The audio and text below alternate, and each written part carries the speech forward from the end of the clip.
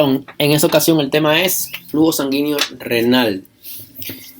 Los riñones reciben alrededor del 25% del gasto cardíaco, un valor que se encuentra entre los más elevados de todos los sistemas orgánicos. Por tanto, en una persona con un gasto cardíaco de 5 litros por minuto, el flujo sanguíneo renal o la cantidad de sangre que llega al minuto es 1,25 litros o 1.800 litros al día. Estas altas tasas de flujo sanguíneo renal no sorprenden a la luz del papel esencial que tienen los riñones en mantener el volumen y la composición de los líquidos corporales. Ahora vamos a ver cómo se regula el flujo sanguíneo renal. Al igual que el flujo sanguíneo en cualquier órgano, el flujo sanguíneo renal, flujo Q es igual o directamente proporcional al gradiente de presión entre la arteria renal y la vena renal. Recordemos que también es inversamente proporcional a la resistencia de la vasculatura renal. Recordemos que flujo es igual a diferencia de presión entre resistencia. Flujo es igual a diferencia de presión entre resistencia. Eso que me señala acá. Flujo es igual a diferencia de presión entre resistencia, sobre resistencia. Y recuerden que la resistencia por lo generalmente, la resistencia depende de lo que es las arteriolas, controlan la resistencia. Pero en el riñón ocurre algo, que los riñones son excepcionales. ¿Por qué? Porque ellos poseen dos grupos de arteriolas, una arteriola aferente y una arteriola eferente. Entonces el principal mecanismo para cambiar el flujo sanguíneo es cambiando la resistencia de las arteriolas. En el riñón esto puede conseguirse cambiando la resistencia arteriolar aferente y o la resistencia arteriolar eferente. O sea que si usted quiere cambiar el flujo sanguíneo renal, debe cambiar la resistencia de las arteriolas. Ahora vamos a ver qué va a ocurrir con el flujo sanguíneo renal si se activa el sistema nervioso simpático actuando las catecolaminas. Entonces tenemos que las arteriolas aferentes y eferentes están innervadas por fibras nerviosas simpáticas, recuerden, el sistema nervioso autónomo, que producen vasoconstricción por activación de los receptores alfa 1. Sin embargo, puesto que hay bastante más receptores alfa 1 en la arteriola que las arteriolas aferentes, un aumento de la actividad nerviosa simpática produce un descenso del flujo sanguíneo renal y de la tasa de filtración glomerular. ¿Cuándo ocurre eso? Ejemplo, cuando ocurre una hemorragia, puede ocurrir lo que es esto. Tenemos aquí, en la hemorragia, un aumento de la actividad simpática.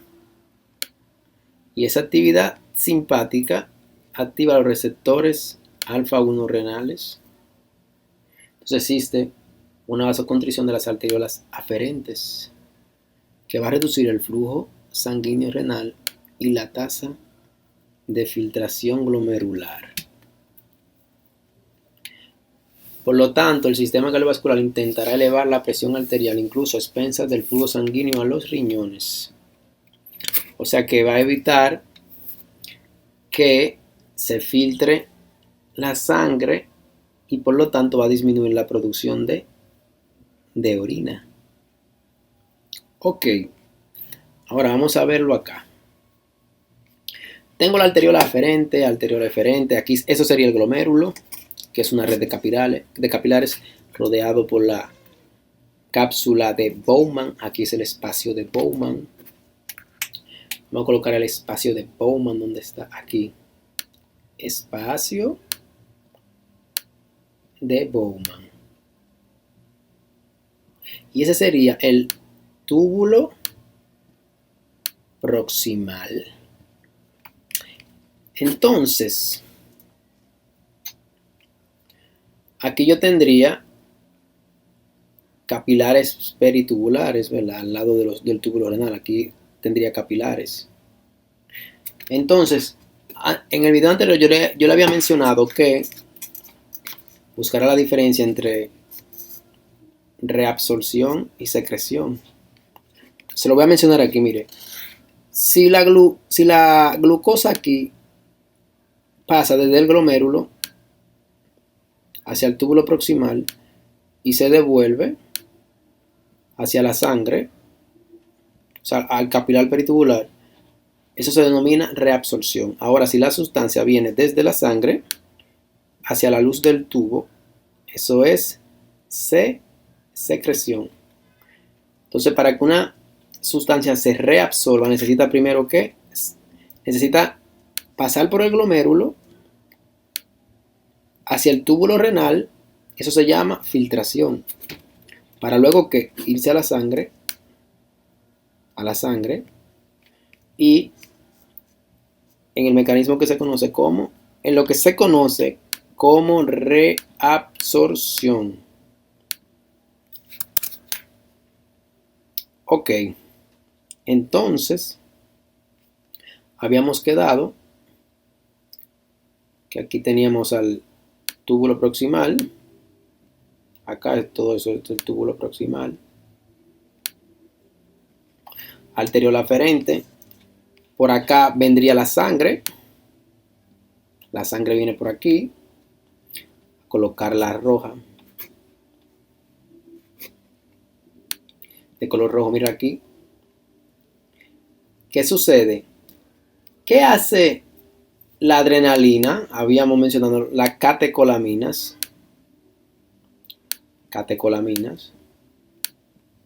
Aquí hay un receptor que es receptor que alfa 1. Cuando se activa el sistema simpático que hace esa arteriola, hace lo siguiente, miren, se cierra, se contrae. Una constricción. Por lo tanto, la sangre que va a cruzar por aquí, como la arteriola disminuyó el diámetro, disminuye. ¿Qué va a disminuir? La cantidad de sangre que entra. El flujo sanguíneo renal disminuye. Entonces, como disminuye el flujo sanguíneo renal, menos sangre entra, menos sangre va a pasar desde el glomérulo hacia el espacio de Bowman. Entonces, como pasa menos sangre, el filtrado glomerular, que es el FG, filtrado glomerular, ¿qué hace? Disminuye. Si se contrae la arteriola aferente, disminuye el flujo sanguíneo renal y el filtrado glomerular o la tasa de filtrado glomerular disminuye.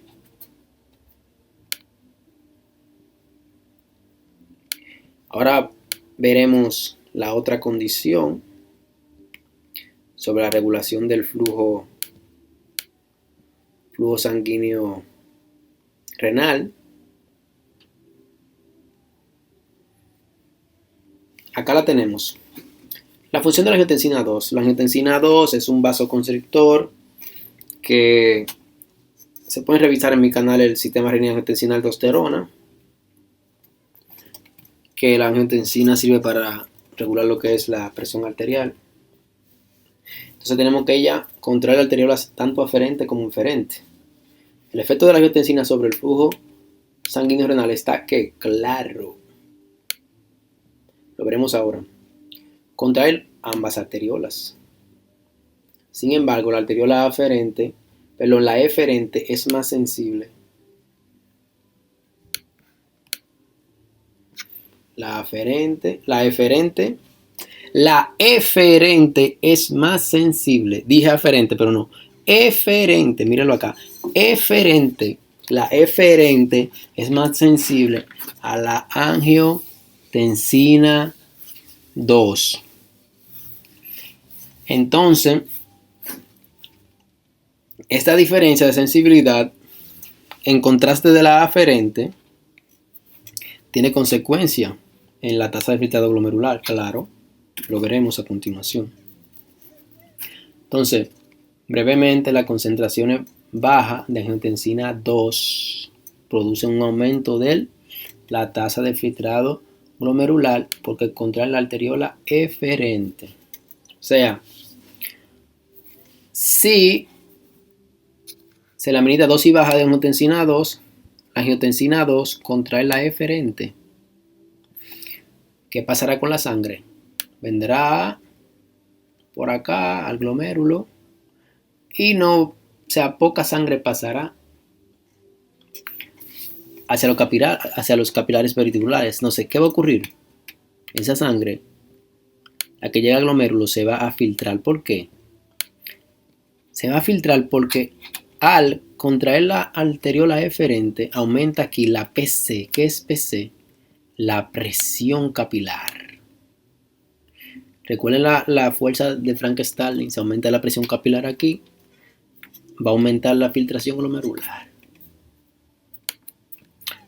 Ok, dijimos que eso es dosis baja de angiotensina 2, contrae la eferente, dosis bajas.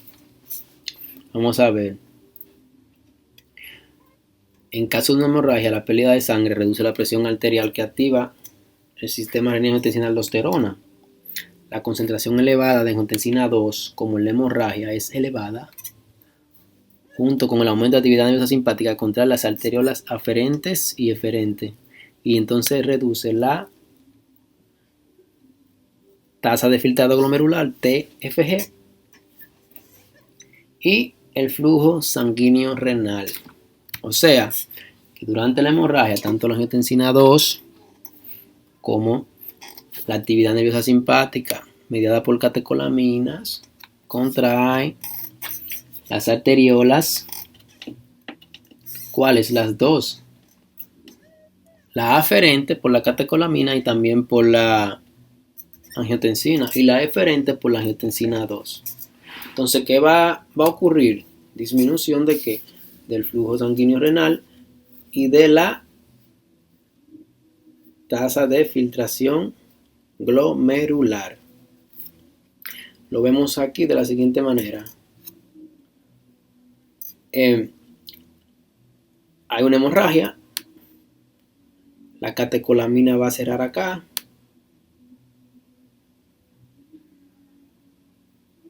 inmediatamente se contrae la arteriola aferente que disminuye el flujo sanguíneo renal y por tanto la tasa de filtrado glomerular. Y recuerden que también se va a contraer acá,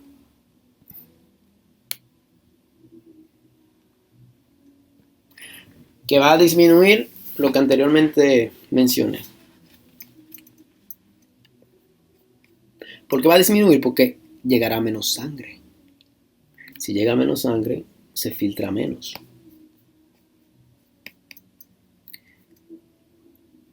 Ok, seguiremos ahora en la regulación del flujo sanguíneo renal. Tenemos las prostaglandinas. Las prostaglandinas, como la E2 y la I2, se producen localmente en los riñones y causan dilatación de ambas arteriolas, tanto la aferente como la eferente. Los mismos estímulos que activan el sistema nervioso simpático y aumentan las concentraciones de angiotensina 2 en la hemorragia también activan la producción local renal de prostaglandina. Aunque estas acciones pueden parecer contradictorias, los efectos vasodilatadores de la prostaglandina protegen claramente el flujo sanguíneo renal. Por lo tanto, las prostaglandinas modulan la vasoconstricción producida por el sistema nervioso simpático y la angiotensina 2. Sin resistencia, esta vasoconstricción puede causar una importante reducción del flujo sanguíneo renal, provocando una insuficiencia renal. Les mencionaba anteriormente que las catecolaminas contraían acá junto con la angiotensina 2. También acá en la arteriola aferente, pero la angiotensina 2 también controla aquí. Pero gracias a la PGS prostaglandinas, eso se regula. ¿Para qué? Para que esa vasoconstricción tan marcada no produzca un daño renal. Ahora,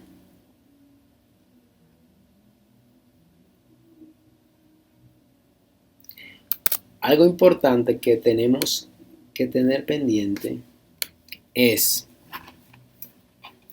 que si una persona de manera crónica consume una droga que bloquea la síntesis de prostaglandinas, el efecto vasodilatador de acá se va a perder, por lo tanto habrá vasoconstricción y de aquí. ¿Qué va a ocurrir con eso? Que va a disminuir ¿qué? El flujo sanguíneo renal. Entonces, los fármacos como los AINES, mírenlo aquí, aspirina, ibuprofeno, inhibe la síntesis de prostaglandina y por tanto interfieren en los efectos protectores de la prostaglandina sobre la función renal después de una hemorragia. También el uso crónico de fármacos, como le dije, de ese tipo de fármacos puede causar daño renal.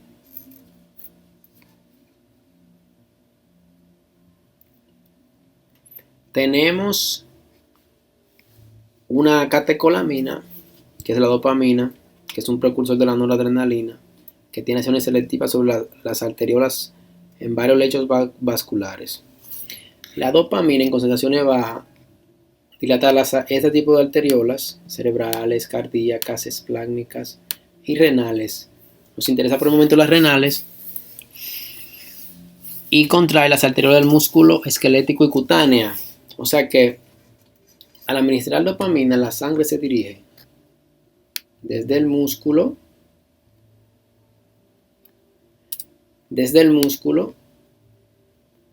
esquelético hacia órganos que necesitan como el cerebro y los riñones. Por lo tanto, puede administrarse una dosis baja de dopamina para tratar la hemorragia por su efecto protector vasodilatador de las arteriolas que renales. La dilata. Entonces, cuando hay una situación crítica, se puede administrar para que ella dilate y permita que más sangre llegue al riñón. Ahora vamos a ver la autorregulación del flujo sanguíneo. ¿Cómo se regula ese flujo sanguíneo? Entonces, el flujo sanguíneo renal se autorregula con un amplio intervalo de presiones arteriales medias. La presión arterial renal puede oscilar entre 80 y 200 milímetros de mercurio, aunque el flujo sanguíneo renal se mantendrá constante. El flujo sanguíneo renal solo disminuye cuando la presión arterial renal se sitúa por debajo de 80 milímetros de mercurio. La única forma de mantener esta constancia del flujo sanguíneo ante una presión arterial cambiante es variando la resistencia de las arteriolas. Por lo tanto, cuando la presión arterial aumenta o disminuye, la resistencia renal debe aumentar o disminuir proporcionalmente, recordando la fórmula que flujo es igual a la diferencia de presión entre resistencia. En la autorregulación renal se cree que la resistencia se controla principalmente en la arteriola aferente más que en la arteriola eferente. Sin conocer